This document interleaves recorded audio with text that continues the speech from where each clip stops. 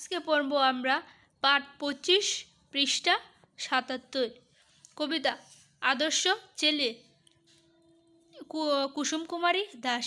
আমাদের দেশে হবে সেই ছেলে কবে, কতই না বড় হয়ে কাজে বড় হবে। মুখে হাসি বুকে বল, তেজে ভরা মন, মানুষ হইতে হবে এই তার পণ। বিপদ আসিলে তার কাছে হও আগুয়ান, নাই কি শরীরে তব রক্ত মাংস প্রাণ। হাত পা সবারই আছে, মিছে কেন ভয়, চেতনা রয়েছে যার সে কি পরে রয়। সে ছেলে কে চাই বলো, কথায় কথায় হাসে যার চোখে জল, মাথা ঘুরে যায় সাদা প্রাণে হাসি মুখে এই মুখে কারো এই পণ।